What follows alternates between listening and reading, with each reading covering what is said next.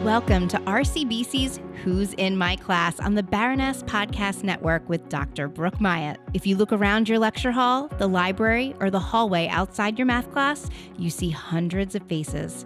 People are rushing to class, grabbing coffee, or just trying to find a quiet place to study. We spend hours every week right next to them, but how much do we really know about the people sitting in the next seat? RCBC is built on a foundation of diverse backgrounds, hidden talents, and extraordinary journeys. Behind every student ID is a story, a personal challenge, an unexpected ambition, or a goal that defines their path. This series is dedicated to asking one simple, powerful question: who is in my class? We're here to pull back the curtain and spotlight the voices of the students who make up the heart of our community.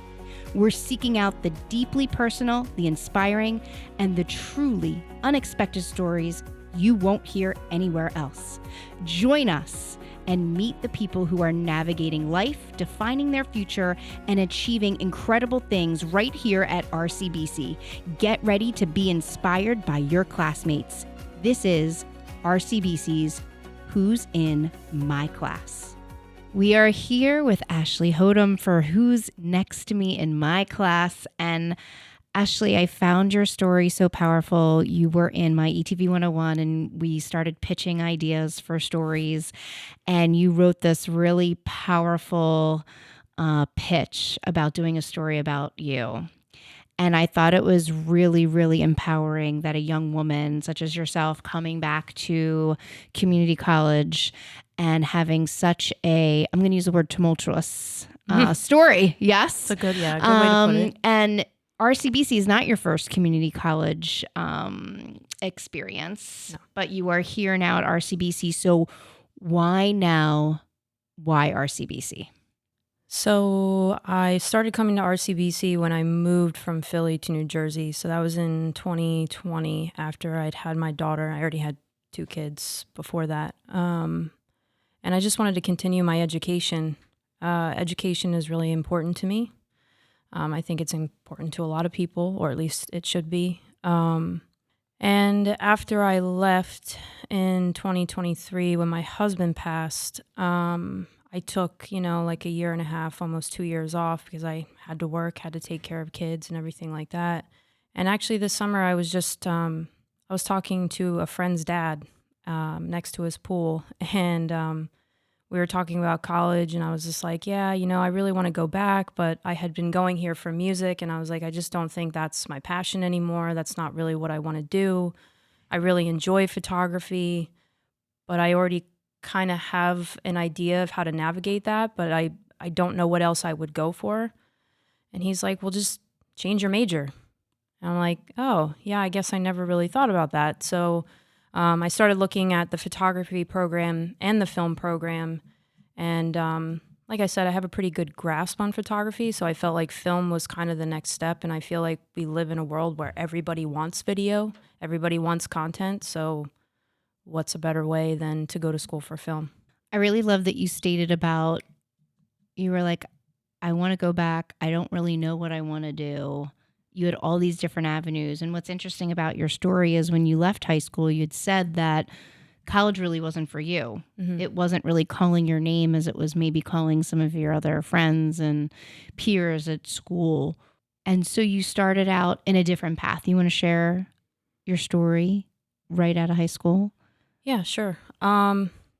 So because I didn't really know what I want to do, and I had kind of a tough childhood, tough growing up, I was pretty lost, honestly. Got pretty involved in like drugs and alcohol, things like that. I was a pretty bad addict. And I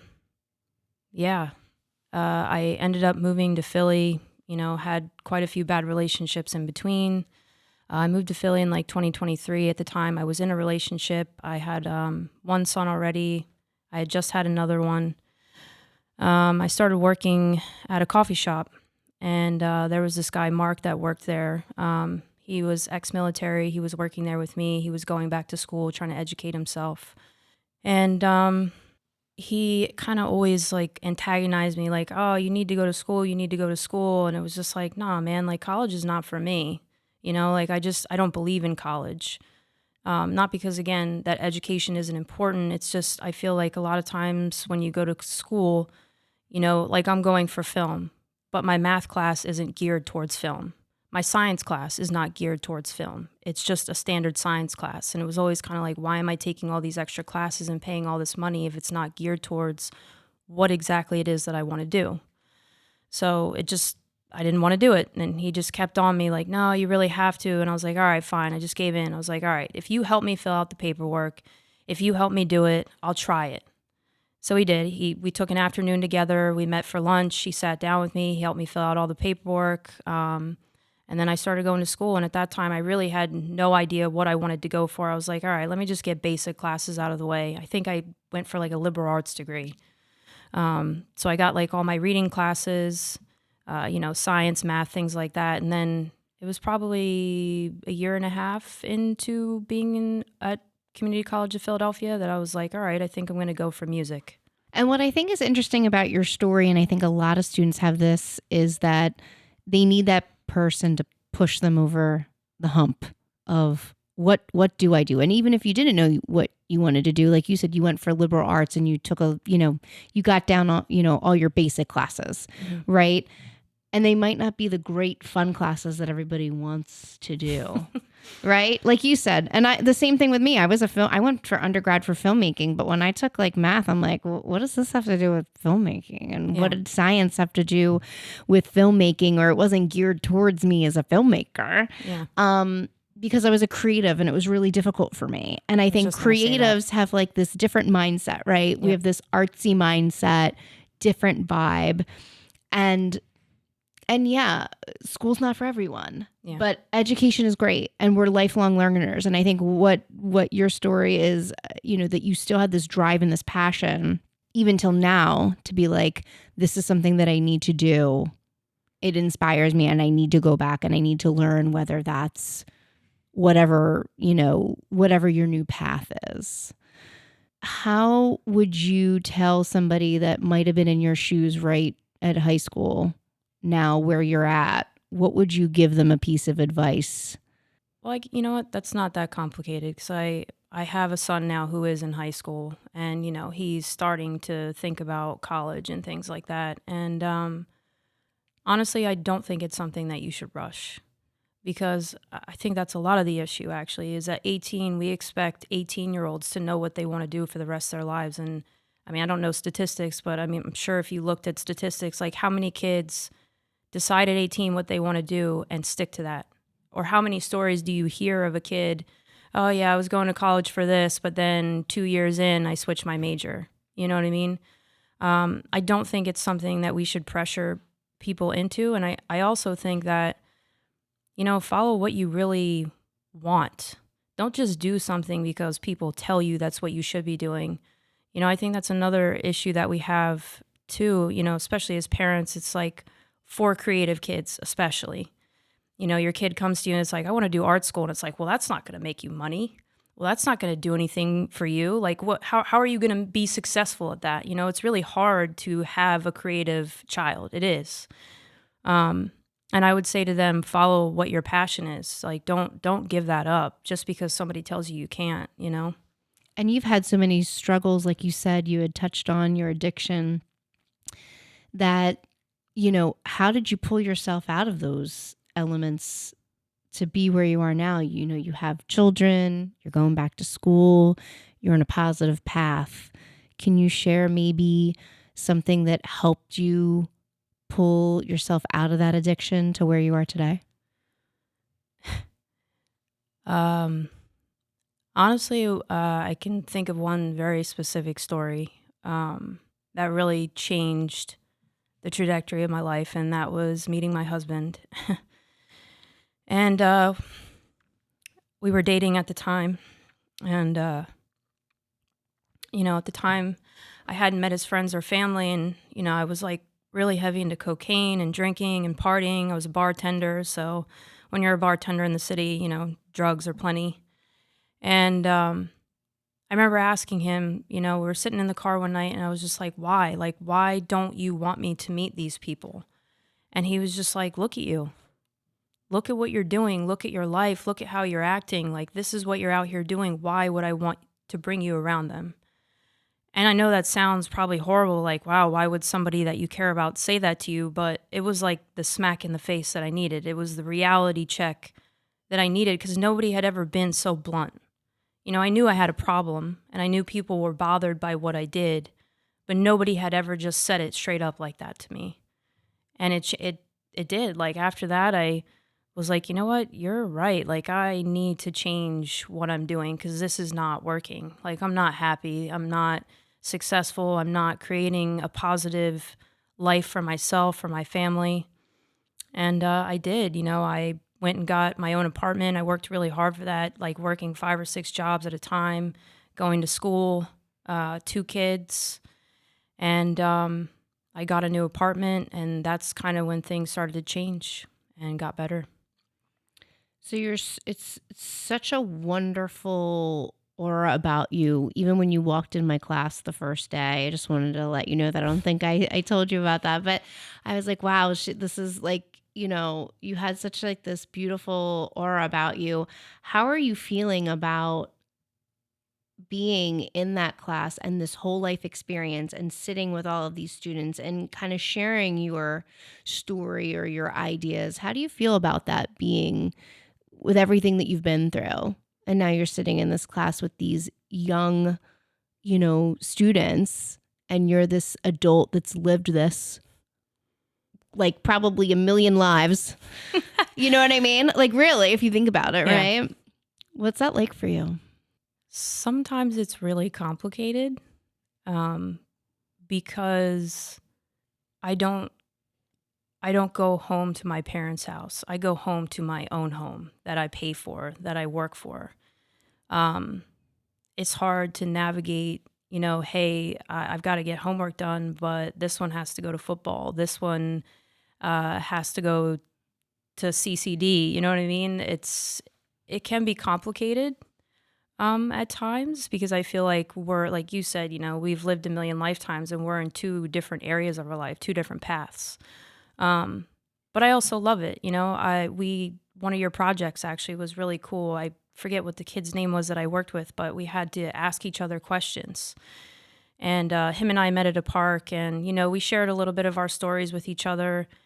And it turns out his mom was also a young widow. Like, I think he said he was 5 when he lost his father, and I think she had like maybe 3 or 4 kids as well. So while it is complicated, I also think it's extremely important. I think when you are older and you've been through so many things and you've walked so many lives, it's important to share with young people, to give them hope. I think we live in a world that can seem pretty hopeless at times. And I think it's really important to talk to them and to tell them what I have been through, and they're not alone, that life is not easy, but don't give up. And I think that's that's not really done, right? About talking with younger people that it's okay not to know what you want to do. Like we said, Yeah. it's okay to change your mind. Yeah. And it's okay. And just like you said, if somebody were directly to tell you, like, you said your boyfriend, now husband at the time, was like, it's okay, but you need to move forward. Like, not enough people talk about that. Yeah. It's all like this hidden behind something. And I think what's really unique about a community college and you being able to come into the classroom and be able to share that with young people, it's really a privilege and an honor to be able to do that. And I love that you said before about like education is super important. Now you said you had a child that's 16 or 17? He's 14. My oldest is 14. 14. Yeah, okay. for a freshman. Okay. Is he thinking about what he wants to do? Yeah, he wants to play in the NBA. Yeah, he wants to play basketball. That's like his big thing, sports. School is not his favorite thing, but he loves sports. He plays football. Basketball is like his favorite one. What else does he want to do? Baseball. He said he wants to play baseball in the spring. Yeah. So are you collaborating with him about your schoolwork and his schoolwork? Oh man, their schoolwork now is crazy. I try to help, but the way that they do stuff now, I am lost. I probably make it more complicated, honestly, trying to help him because I try. I really do. At least with projects. Like I'm good at that stuff. Like if there's like, hey, you gotta make a poster or a diagram, I'm all over that. But when it comes to math work and science stuff, I'm like, bro, we're gonna have to find somebody else because like I don't know if I can help you on this. Well, going back to classwork, what's been like the best class or an inspirational instructor for you since you've been here at RCBC? Oh boy. I don't know that I have one professor specifically. I will just say in 2023, the spring semester, when all of that stuff happened with my family and everything, I will say that the professors that I had at the time while I was going to school for music were extremely understanding and extremely helpful through that. And I will just say that I really appreciate what they did and just how cool they were in a difficult time. So some of your projects that you've done for my class has been really unique because you've been showcasing some unique extreme sports. Can you talk to me about how you got involved in kind of this whole different unique world? We also talked about that in class. Like, how did you get involved in that? And like, this is kind of almost like your second family. Yes. Yeah. So it happened, that's actually kind of funny. So before my husband passed, a friend of mine had given us a bike. And he had taken it to a couple different bike shops, and they told him they couldn't fix it. So whatever, we scrapped. We put it in the garage, back of the garage, collecting dust, whatever. After my husband passed, it was probably like a month or two after, my oldest son needed a bike. He was getting to that age where he wanted to hang out with his friends, ride around. And I was like, you know what, let me see if I can find somebody that can fix it. I can't buy you a new bike right now, but maybe we can get this one fixed up. So I took it to a bike shop, Burlington County Bikes. And my son's like, oh, no, we took it there. They told us they couldn't fix it. I'm like, just let me try. So I took it there. I'm sitting there. They're, looking over the bike, giving me an estimate. And I hear two of the guys talking about these trails. Well, I was going to school for photography. I kind of knew I wanted to get into extreme sports. I was thinking skateboarding, but I didn't really know anybody. So I hear them talking about BMX. And in my head, I'm thinking, all right, I thought skateboarding, but like BMX could be really cool. So the one is helping me carry the bike out when it was fixed. And I'm like, hey, I heard you talking about BMX. Like, I'm a new photographer. Like, I'm trying to find people to take pictures of. Is this something you guys would be interested in? And we exchanged Instagrams. And he's like, yeah, like, let me talk to the guys. Like, I'll let you know when you can come out. Well, like a month goes by, I heard nothing. So I'm thinking like, all right, I guess they were just kind of like, whatever, lady, like you're new to this. You don't know what you're doing. You're like BM what? Yeah, like, okay, like good luck, lady. Mm-hmm. And then finally I get a message. It's like, hey, do you have a bike? Come out this Sunday. There's going to be a bunch of us out there. This is the place. It's in Cherry Hill. You've got to park here. I'll meet you there. And then we've got to like ride into the woods. So like, first of all, you're like, are they going to kill me? Is this a horror movie? Yeah. You know what I mean? Yeah. So I bring a friend, okay? I did bring a friend because I was like, this is crazy. You're like, I got to park in one direction. There's no cell service. Yeah, nobody knows where I'm at. I'm in the middle of the woods. So we ride out to the middle of the woods in Cherry Hill. And we're at these trails. It's called Sharp Trails. And that first day, I took a bunch of pictures, which now I look back and I'm like, wow, those pictures were terrible.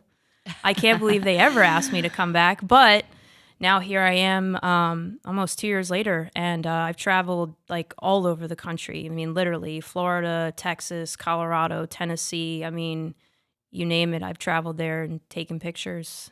But yeah, it's awesome. All because that one ask and that one thing. And I think that's something that the students really need to learn. This is about putting yourself out there and being a go-getter. And I think, if there was one thing that I could tell students today is like the networking, the go-getting, the putting yourself out there, the keep on keeping it on, reach out, don't take no for an answer, keep emailing, keep, texting, trying to get yourself in there.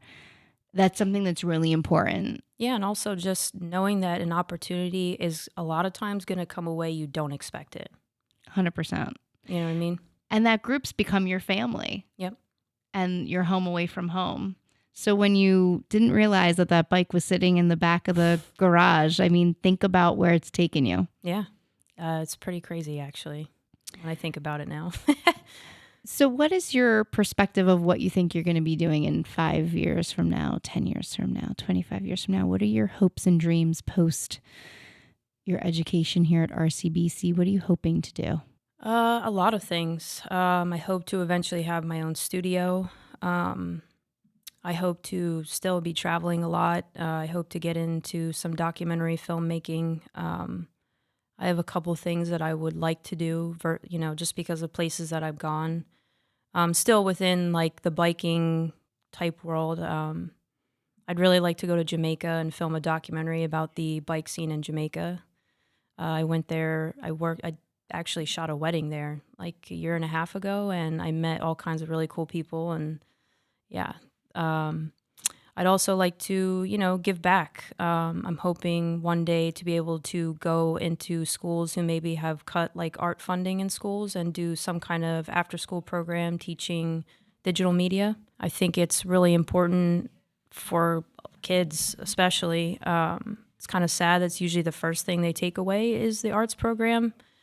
And I think that's something that kids really need, especially, going through all of what I've been through, when my kids and stuff have gone to therapy, that's a lot of what they use is art as a source of therapy.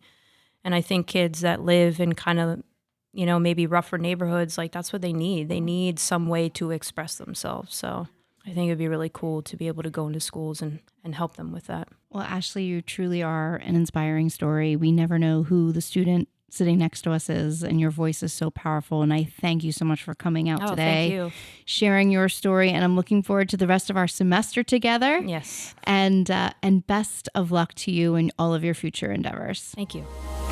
Thank you for joining us on this episode of Who's in My Class. We hope today inspired you and showed you the incredible journeys happening all around us. Every student at RCBC has a powerful story. By listening, you're helping us celebrate the unique and diverse people who make up the heart of our college. Be sure to subscribe and join us as we spotlight another amazing student. Until then, remember to be curious. Your next source of inspiration is probably sitting right next to you.